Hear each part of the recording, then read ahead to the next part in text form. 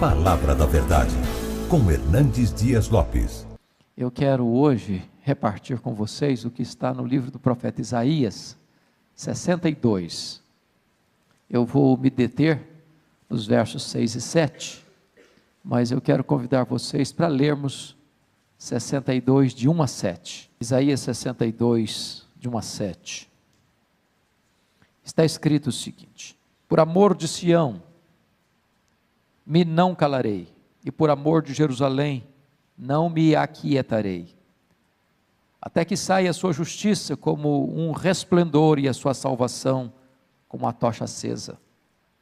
As nações verão a sua justiça, e todos os reis a tua glória. Serás chamada por um nome novo que a boca do Senhor designará. Serás uma coroa de glória na mão do Senhor, um diadema real na mão do teu Deus. Nunca mais te chamarão desamparada, nem a tua terra se denominará jamais desolada, mas chamar-te-ão minha delícia, e a tua terra desposada, porque o Senhor se delicia em ti, e a tua terra se desposará. Porque como o jovem desposa a donzela, assim teus filhos te desposarão a ti, como o noivo se alegra da noiva, assim de ti se alegrará o teu Deus.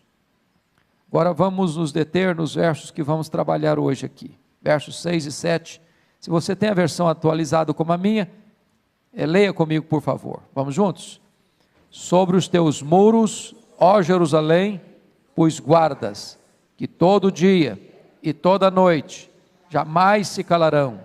Vós os que fareis lembrar do Senhor, não descanseis, nem deis a ele descanso, até que restabeleça Jerusalém e a ponha por objeto de louvor na terra. Amém. Bom, esse texto começa com promessas. E o contexto aqui é de uma Jerusalém desolada. E Jerusalém aqui é um emblema, é um símbolo do povo de Deus, é um símbolo da igreja. E nesta tarde eu gostaria que nós encarássemos como um símbolo da nossa família. Reveses acontecem, lutas chegam, tempestades desabam, crises nos emparedam, e há momentos em que parece que a nossa Jerusalém fica desolada, mas Deus está agora prometendo que esta terra, que esta cidade, que este povo, não vai mais ser um povo desolado, mas vai ser a delícia de Deus, não vai trazer mais desgosto para Deus, mas vai ser o prazer de Deus. E numa linguagem humana, e ele não poderia encontrar uma mais poética do que esta, ele diz assim: como o noivo se alegra da noiva, assim de ti se alegrará o teu Deus. É com este amor, é com esta alegria, é com esta paixão, é com este zelo que Deus olha para você e para mim e diz: você é precioso para mim, a sua família é preciosa para mim, a sua igreja é preciosa para mim, e eu vou olhar para a sua Jerusalém agora como meu prazer, como a minha delícia, como a menina dos meus olhos. É promessa de Deus para a nossa vida. Às vezes a gente fica pensando que Deus passa perto da gente, corta a volta, prende o nariz, porque o cheiro é muito ruim, mas não é assim que Deus olha para a gente. Ele olha para você como uma pessoa olha para sua amada, um jovem olha para sua amada, para desposá-la, com toda emoção, com todo afeto, com toda doçura, com toda ternura, e Ele está dizendo para você que Ele se delicia em você, você é o prazer dEle, você é a delícia dEle, e que Ele tem restauração para a sua vida. Esse texto, depois de tratar das promessas, vai mostrar que, embora as promessas não são feitas, mas nós as obteremos por meio da oração. A restauração veio por meio da oração. E os grandes momentos de avivamento na história, na igreja, na família, vêm como resultado da oração. É quando o povo de Deus clama, é quando o povo de Deus se humilha, é quando o povo de Deus se curva, é quando o povo de Deus tem fome, tem sede, é sobre esta terra seca que Deus derrama do seu Espírito. E eu quero conclamar vocês para pensarem comigo sobre isso. Quando Deus quer fazer uma grande obra na nossa vida, na nossa casa, na nossa igreja, já dizia o teólogo clássico do avivamento, Jonathan Edwards, então Deus começa a despertar o seu povo para orar. Enquanto não há despertamento para a oração, as chuvas não chegam, as torrentes não descem, o avivamento não acontece, os milagres de Deus na nossa vida, na nossa casa, na nossa igreja, não acontecem. Foi quando Elias subiu para o cume do Carmelo que as torrentes caíram.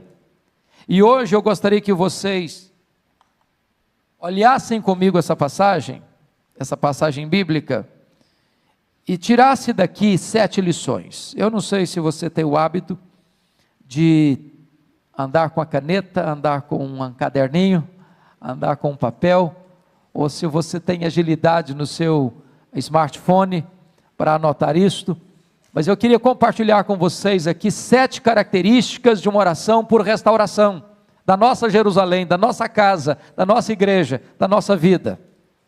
Como é que deve ser essa oração?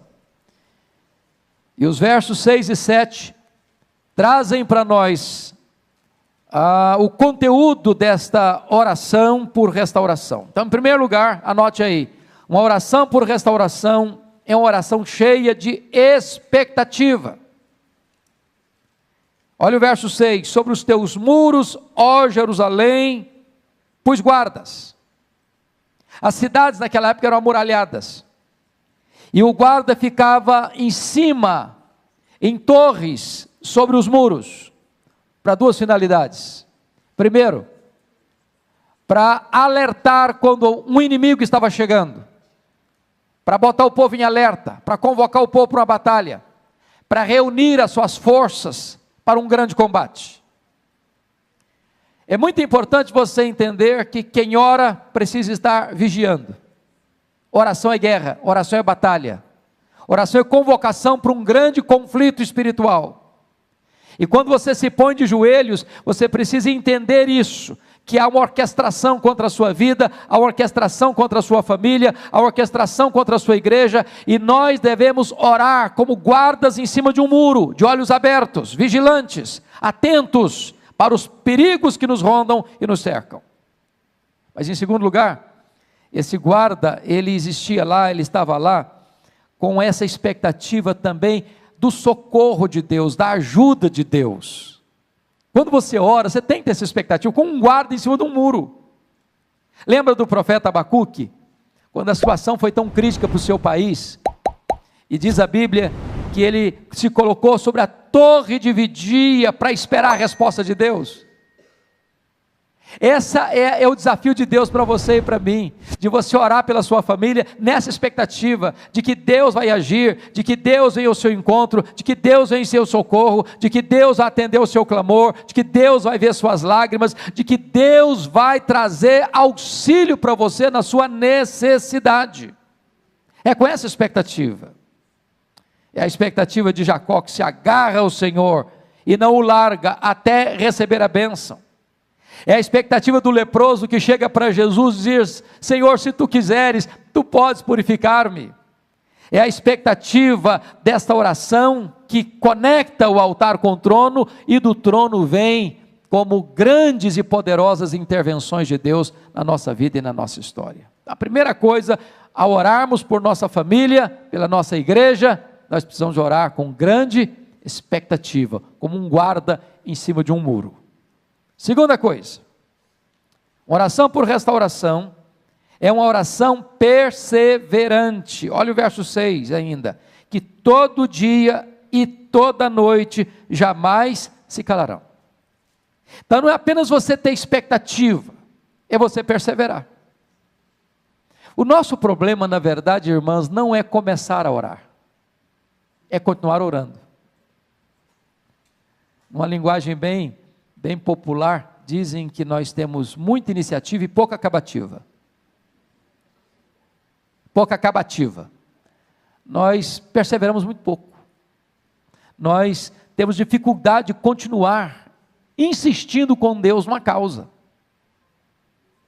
Jesus Cristo, lá em Lucas 18, nos falou sobre a necessidade de orar sem cessar e nunca esmorecer.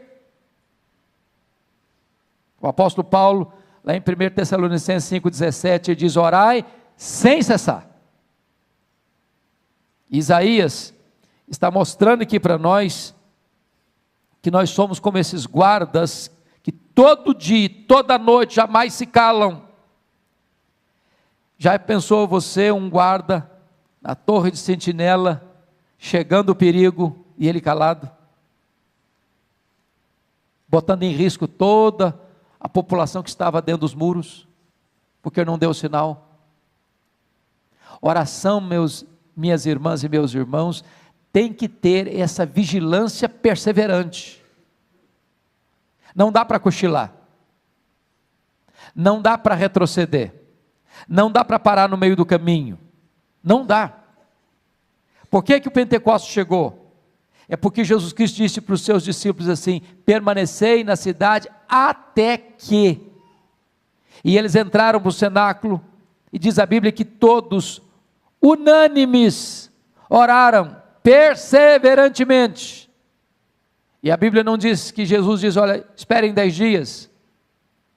Aconteceram 10 dias, mas Jesus não disse fica até 10 dias, podia ser um mês, podia ser um ano, até que. É com essa perseverança que nós devemos orar.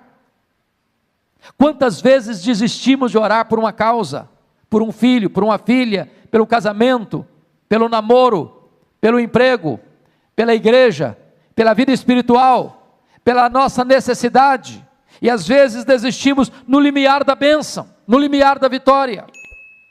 É preciso perseverança. Querem um exemplo? Eu não sei quantas de vocês já leram o livro Reavivamento na África do Sul, mas os estudiosos dizem que aquele avivamento coreano do século passado começou com a reunião de oração meio-dia.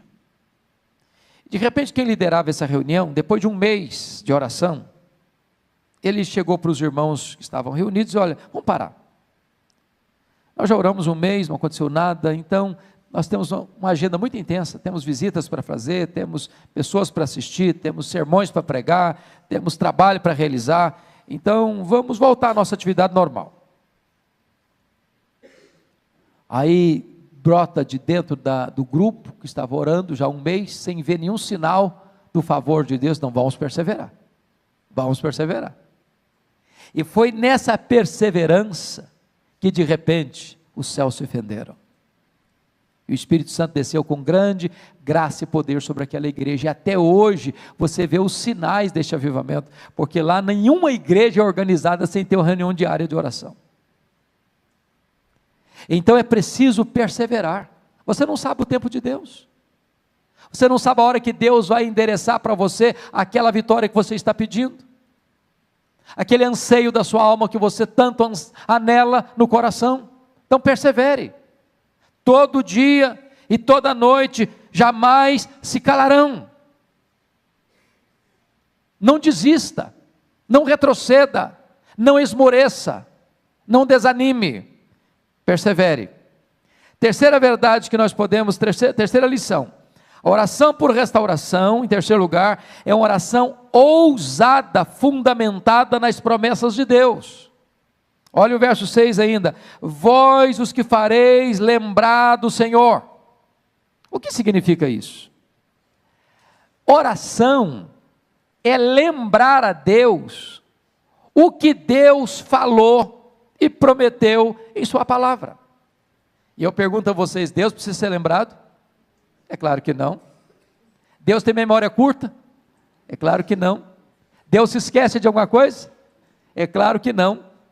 Mas quando Deus nos orienta a lembrá-lo do que Ele falou, não é Deus que está precisando de ser lembrado, somos nós que precisamos nos lembrar do que Ele nos prometeu. Porque oração é exatamente falar para Deus, falar: Deus, eu estou pedindo o que o Senhor prometeu. É orar as promessas de Deus, é orar a palavra de Deus, e orar as promessas de Deus, e pedir para Deus aquilo que Ele já prometeu na sua palavra, é ter a convicção de que você está orando segundo a vontade de Deus, porque Ele vela pela sua palavra em a cumprir. Ele não deixa que nenhuma das suas promessas caia por terra. Em todas elas nós temos o sim e nós temos o amém. Louvado seja Deus por isso. Se vocês fizerem um exercício de examinar as orações registradas na Bíblia, vocês notarão que a vasta maioria delas foram orações feitas, fundamentadas nas promessas de Deus. Foi assim com o rei Ezequias, foi assim com o rei Josafá, foi assim com o profeta Daniel, foi assim com Neemias. Eles começam a orar dizendo: Deus, tu falaste, tu prometeste, a tua palavra diz. E quando você ora assim, você ora com ousadia, você ora na convicção de que você está pedindo algo que é da expressa vontade de Deus, porque Deus não deixa a sua palavra e as suas promessas caducarem. Vocês acham que Deus está interessado na salvação da nossa família? Vocês acham que Deus se interessa pela salvação dos nossos filhos? Vocês acham que Deus se interessa pela harmonia do nosso casamento? Vocês acham que Deus está interessado na salvação de toda a nossa casa? Promessa dEle. Nossos filhos são herança dEle. Deus prometeu, e nós devemos orar assim: Deus, tu falaste, tu prometeste. Os nossos filhos são teus. Não geramos filhos para a morte, não geramos filhos para o cativeiro, não geramos filhos para servir o mundo, nós geramos filhos para o louvor da tua glória. Então, Senhor, alcança o coração deles. Então, Senhor, cerca a vida deles com o teu cuidado. Então, Senhor, manda alguém lá onde eles estão, manda um mensageiro teu lá onde eles estão, manifesta o poder da tua graça, abre para nós uma porta da tua providência. Nós precisamos orar desta maneira, as promessas de Deus. Quarta lição. Uma oração por restauração é uma oração ininterrupta e infatigável. Olha o verso 6 ainda: não descanseis. Bom, eu acho que ninguém aqui tem dúvidas de que nada cansa mais a gente fisicamente do que oração. Quer ver uma pessoa cansada? Manda ela orar. Você pedir para o camarada: vai lá no centro da cidade, compra isso assim para mim. O cara vai, volta, carinha alegre. Pede para ele ajoelhar 10 minutos e orar. Com 3 minutos ele esgotou o assunto.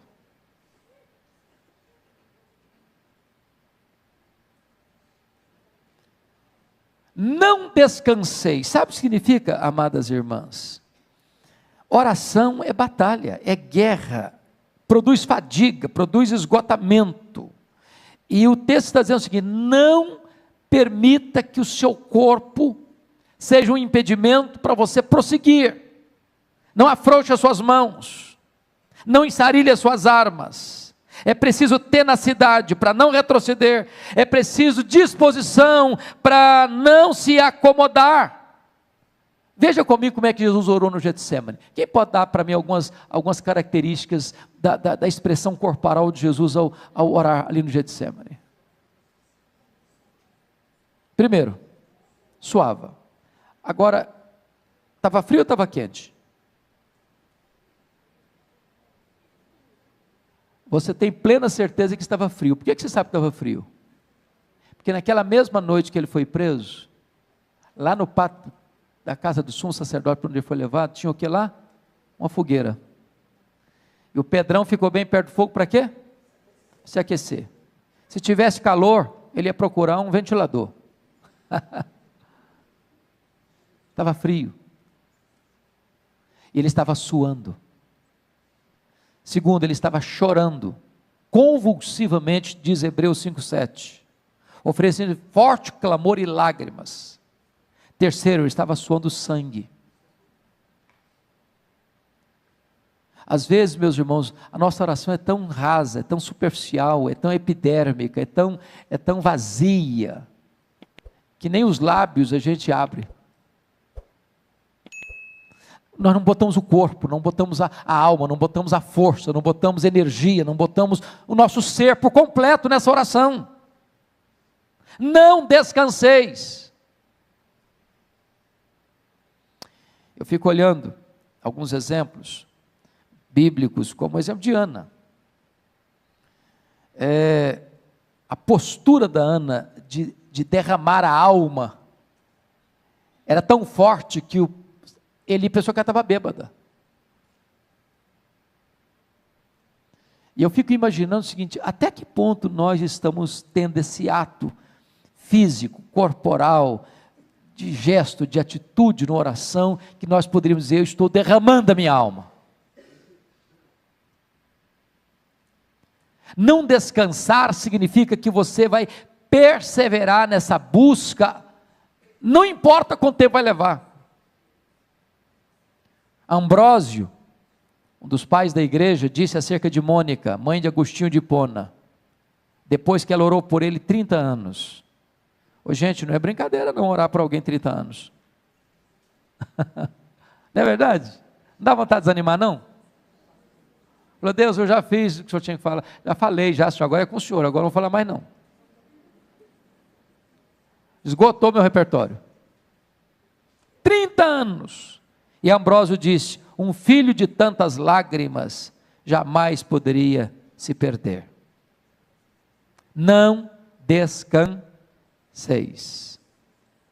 O missionário David Brainerd, que foi chamado por Deus ainda jovem para trabalhar com os índios, peles vermelhas, antropófagos, canibais, no meio da selva, nas noites geladas, muitas vezes ele suava a camisa. E quando os índios vinham espreitar para matá-lo e comê-lo, porque eram canibais, viam-no estirado sobre a neve, chorando e clamando a Deus pela salvação deles. E ele perseverou infatigavelmente nesta oração, até que o Espírito Santo foi derramado para a salvação daqueles índios. E um grande avivamento ali aconteceu.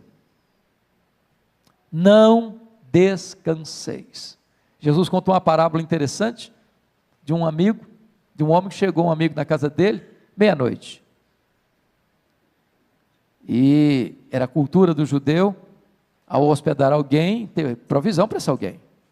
É uma questão de bom senso, de fidalguia, ou de ser um bom hospedeiro. Ele não tinha pão, ele foi para casa do amigo dele pedir pão. Para mim empresta 3 pães. Falei: eu estou dormindo, cara, não vou levantar não. Não, mas eu não posso ir embora sem os pães. Não, mas eu não vou levantar agora. E o cara ficou insistindo, até que a pessoa levantou e atendeu o pedido dele. É claro que Jesus está contando essa parábola por contraste, porque Deus não é esse Deus que está dormindo, que está com dificuldade de levantar da sua cama, que está já acomodado e não quer atender porque está tarde da noite. Não, esse Deus está pronto, o ouvido dele está aberto, a mão dele não está encolhida, o coração dele está disposto. Mas quando Deus nos faz perseverar na oração a ponto de ser uma oração infatigável, não é porque Deus é indiferente, é que quer tratar com a gente, é com você, é comigo que quer tratar. É por isso que a Bíblia diz: não descanseis. Então você não está dispensada, você não está dispensado de continuar intercedendo pela sua família, pelos seus filhos, pelo seu marido, pela sua esposa, pela sua parentela, pela sua igreja. Persevere. Não deixe a peteca cair. Não jogue a toalha, não ensarilhe as armas. Não descanseis. Quinta lição desse texto: oração por restauração. Em quinto lugar, é uma oração importuna e ousada. Olha o verso 7. Nem deis a ele, a Deus, descanso. Essa oração aqui é muito audaciosa, não é não? Você já pensou o que é que o profeta Isaías diz para os olhos? Não dê a Deus descanso não. Não deixa Deus cochilar não. Continua batendo. Lutero dizia que oração é esmurrar o céu. Jesus ensinou que orar é pedir, buscar e bater.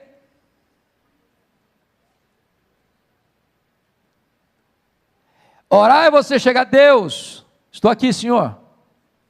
Aí amanhã, Senhor, estou aqui de novo, Senhor. Aí o Senhor, ó. Ó Deus, ó, o Senhor está lembrado? O Senhor prometeu, né? Estou aqui de novo. O Senhor já tem uma semana, já tem um mês. O Senhor já tem um ano, o Senhor já tem 10 anos. O Senhor tem 20 anos. Estou aqui, Senhor, ó, o Senhor prometeu. Estou aqui de novo. Estou aqui outra vez. Olha eu de novo aqui. Não deis a Deus descanso. Irmãos, é claro que isso é uma linguagem humana para nós. Vocês estão percebendo? Vocês acham que Deus fica assim, incomodado? Quem lembra do filme O Todo-Poderoso? O camarada lá que tentou ser de Deus, e aí tanto pedido, ele botou atender tudo uma vezada só. Não, Deus não tem esse problema que você e eu temos de agenda cheia. Deus não fica estressado porque todo mundo está pedindo ao mesmo tempo. Mas quando o profeta diz, não deis a Deus descanso, é que Deus quer nos ensinar o seguinte, que Deus tem prazer quando você chega para Ele e diz, Deus, eu estou aqui, Tu prometeste, é a Tua palavra, é a Tua promessa, eu preciso, eu necessito, eu careço, Senhor, olha para mim, olha para minha casa, olha para o meu casamento, olha para o meu filho, olha para minha filha, olha, meu Deus, para minha família, estou aqui, Senhor, Tu sabes que eu estou sofrendo, Tu sabes, meu Deus, a minha necessidade, a minha angústia, meu Deus, olha aqui, eu estou aqui. É Deus quem nos orienta a fazer isso. Não deis a Ele descanso. Lembra do Jacó? Eu acho maravilhosa a figura do Jacó. A Jacó grudou no anjo, que o anjo era o próprio Deus. Eu não te deixarei ir se tu não me abençoares. É assim que você deve orar. Lembra do Moisés, quando está orando pela nação rebelde? Senhor, perdoa esse povo, senão o Senhor risca o meu nome do livro. Ou uma coisa ou outra. É com essa audácia e com essa humildade é que ele chega diante de Deus. Eu fico impressionado com a oração de Abraão em favor de Ló e da família de Ló, quando a cidade de Sodoma estava sendo destruída. Você insistir com Deus, Senhor, se eu tiver lá tanta gente, e se tiver tanto, e se tiver tanto, e se tiver tanto, e se tiver tanto, e Deus, não, eu vou atender. Ele parou de orar, porque se ele tivesse continuado, Deus continua respondendo. Não deis a Deus descanso. Eu acho que vocês já leram sobre o avivamento dos Estados Unidos do século XIX, e para nós esse avivamento é muito importante, porque começa com um homem que era um comerciante, Jeremias Lampier, e ele era um vendedor, e depois ele foi nomeado como missionário urbano, e esse missionário Jeremias Lampier teve uma ideia, vou escrever um folheto, e vou distribuir perto do hotel, onde se reunia com os comerciantes, e distribuiu, e convidou as pessoas para virem para uma reunião de oração, meio-dia no hotel.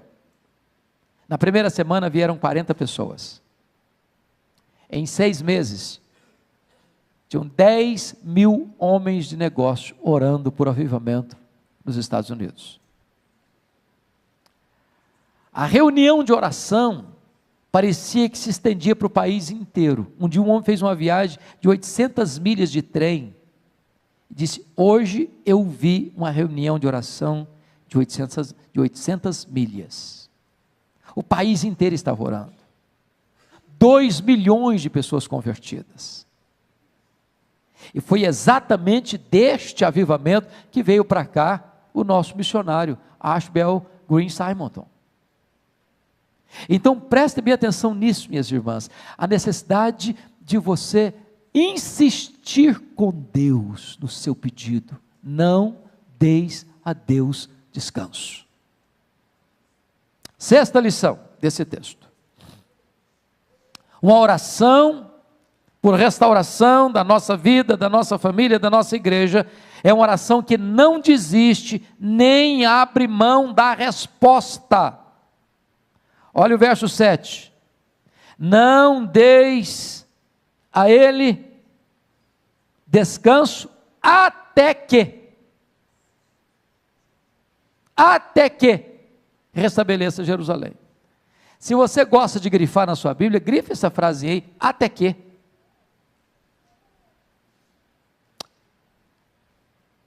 Deus disse, se você orar uma semana eu vou atender, foi isso que está escrito aí? E um mês também? E um ano? E uma década? Não. Você vai insistir com Deus, não dá descanso a Deus até quando? Até que. Então você vai orar pelo seu filho, não vai? Está orando por ele. Até quando? Até que. E pelo seu marido? Até que. Pela sua casa? Até que. Você não vai desistir. Você não tem licença para desistir. Você não tem permissão para desistir. Você não abre mão da resposta. É com essa garra, é com essa determinação, é com esse entendimento espiritual, é que nós devemos orar, minhas irmãs, meus irmãos.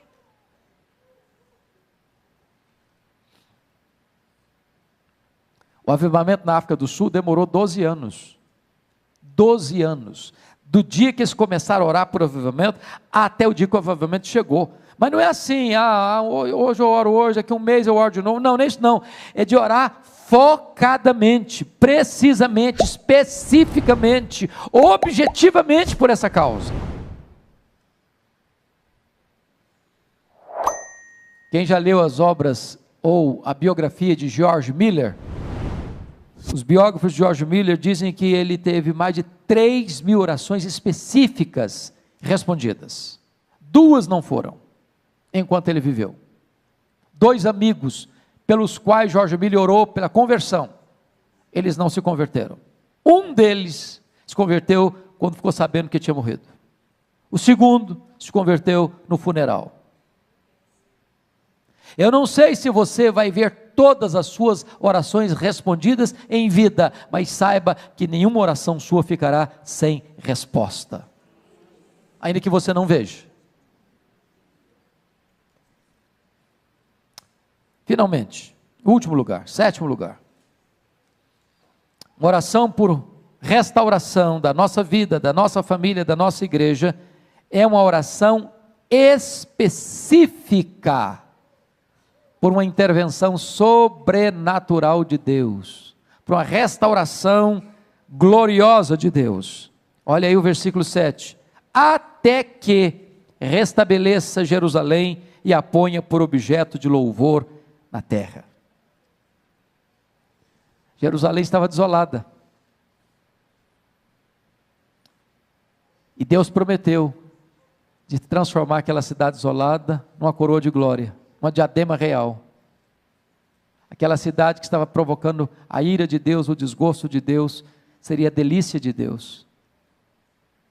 Em vez de Deus olhar para ela e cortar a volta dela, Deus olhava para ela como um noivo, desposava a sua amada, tendo prazer nela, contentamento nela e felicidade nela. E agora que Deus prometeu isso, Deus nos ensina a orar até que isso aconteça. Vejam vocês que Ele não está pedindo bênçãos materiais, Ele está pedindo que Deus restabeleça Jerusalém e a ponha como coroa de glória na sua mão. Ele está pedindo um reavivamento espiritual, Ele está pedindo uma restauração espiritual, Ele está pedindo um novo vigor espiritual para a cidade de Jerusalém, que é um símbolo da igreja, que é um símbolo da nossa vida, que é um símbolo da nossa família. E a pergunta que eu faço para você hoje é esta: o que é que você está pedindo para Deus, para a sua vida, para a sua família, para a sua igreja? O que é que nos encanta? Tiago diz que pedis e não recebeis. Por quê? Porque diz mal, para esbanjardes nos vossos próprios deleites.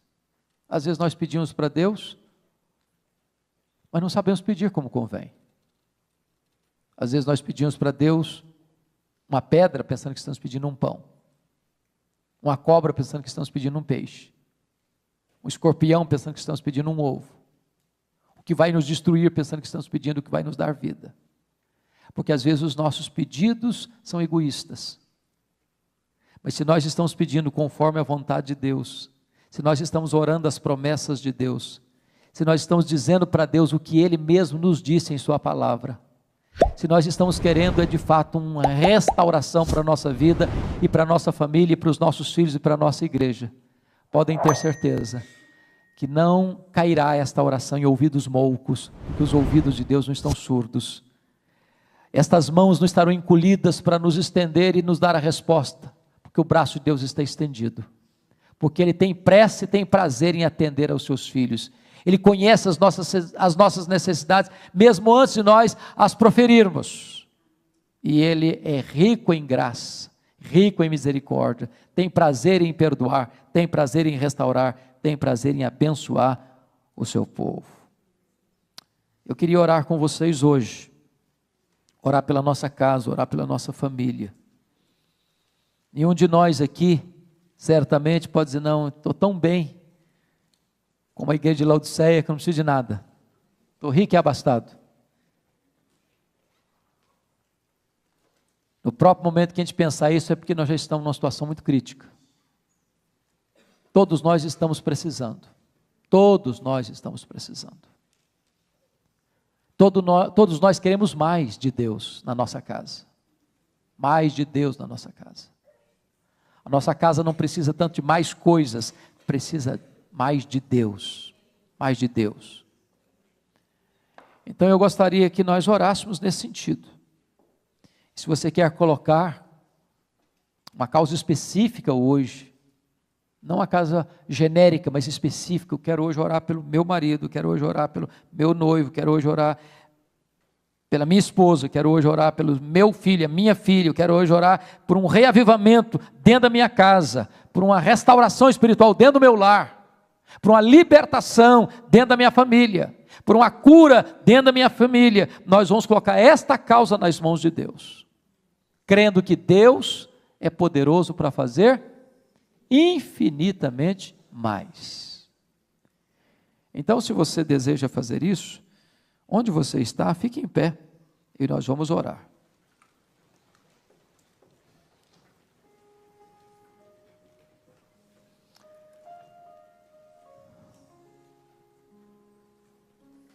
Senhor Deus, Tu és maravilhoso, Tu és revestido de glória e poder, Tu és fiel a Ti mesmo, fiel à Tua própria palavra, fiel às Tuas próprias promessas. Nós estamos aqui cheios de esperança, porque a esperança que temos não emana de nós mesmos, não procede do braço da carne. A esperança que nutrimos na alma emana da Tua própria palavra, palavra viva, palavra poderosa, palavra que não pode falhar.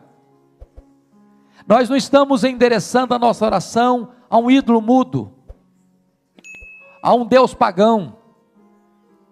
Nós estamos nos dirigindo a Ti, Deus, Criador dos céus e da terra, aquele que tem o controle da história nas mãos, aquele que olha do céu e contempla o povo a quem Tu amaste desde a eternidade.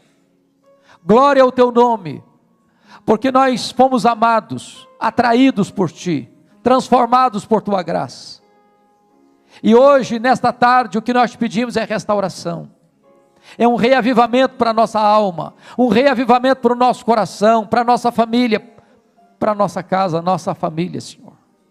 Meu Deus, vá ao encontro do marido, vá ao encontro da esposa, vá ao encontro do filho, da filha, vá ao encontro do pai, da mãe, em nome de Jesus, vá ao encontro do irmão, da irmã, do tio, da tia, do avô, da avó, traz salvação para a nossa família, Senhor.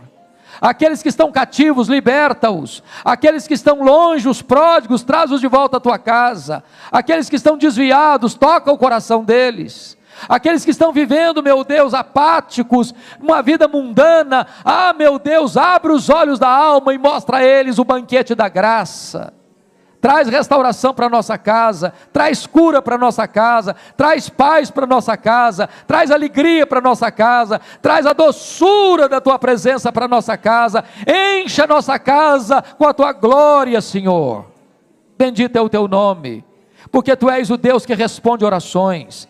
Bendito é o Teu nome, porque Tu não despedes vazios aqueles que chegam na Tua presença com o coração quebrantado. Glória ao Teu nome, porque Tu és o Deus vivo, o Deus que faz maravilhas, o Deus que responde o clamor do aflito, o Deus que atende a necessidade daquele que está carente, o Deus que enche de bens o faminto.